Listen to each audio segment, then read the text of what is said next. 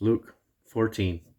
And it came to pass, as he went into the house of one of the chief Pharisees to eat bread on the Sabbath day, that they watched him. And behold, there was a certain man before him which had the dropsy.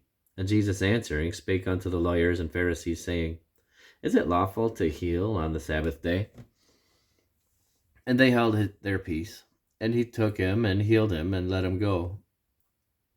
And answered them, saying, Which of you shall have an ass or an ox fallen into a pit, and will not straightway pull him out on the Sabbath day?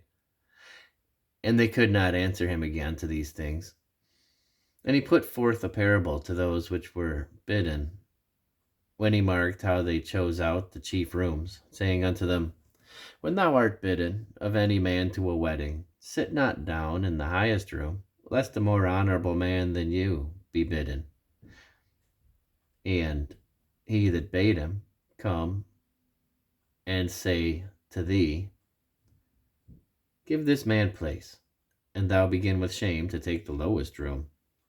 But when thou art bidden, go and sit down in the lowest room, that when he that bade thee cometh, he may say unto thee, Friend, go up higher. Then shalt thou have worship in the presence of them that sit at meat with thee. For whosoever exalteth himself shall be abased, and he that humbleth himself shall be exalted. Then said he also to him that bade him, When thou makest a dinner or a supper, call not thy friends, nor thy brethren, neither thy kinsmen, nor thy rich neighbors, lest they also bid thee again, and a recompense be made. But when thou makest a feast, call the poor, the maimed, the lame, the blind, and thou shalt be blessed. For they cannot recompense thee, for thou shalt be recompensed at the resurrection of the just. And when one of them that sat at meat with him heard these things, he said unto him, Blessed is he that shall eat bread in the kingdom of God. Then said he unto him, A certain man made a great supper, and bade many, and sent his servant at supper time to say to them that were bidden, Come, for all things are now ready. And they all with one consent began to make excuse. The first said unto him, I have bought a piece of ground, and I must needs go and see it. I pray thee have me excused. And another said, I have bought 5 yoke of oxen, and I go to prove them. I pray thee have me excused. And another said, I have married a wife, and therefore I cannot come. So that servant came and showed his lord these things.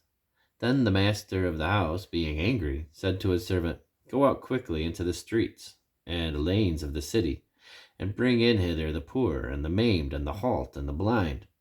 And the servant said, Lord, it is done as thou hast commanded, and yet there is room. And the Lord said unto his servant, Go out into the highways and hedges, and compel them to come in, that my house may be filled. For I say unto you that none of those men which were bidden shall taste of my supper. And there went great multitudes with him. And he turned and said unto them, If any man come to me, and hate not his father, and mother, and wife, and children, and brethren, and sisters, yea, and his own life also, he cannot be my disciple. And whosoever doth not bear his cross and come after me cannot be my disciple.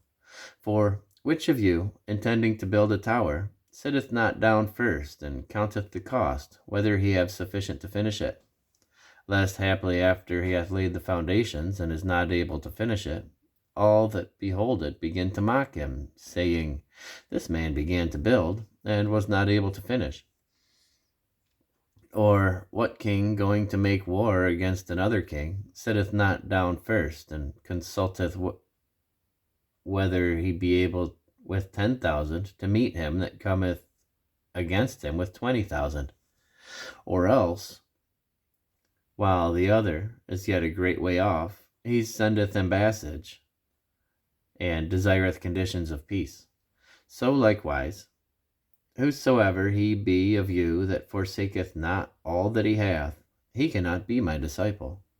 Salt is good, but if the salt have lost his savor, wherewith shall it be seasoned? It is neither fit for the land, nor yet for the dunghill, but men will cast it out. He that hath ears to hear, let him hear.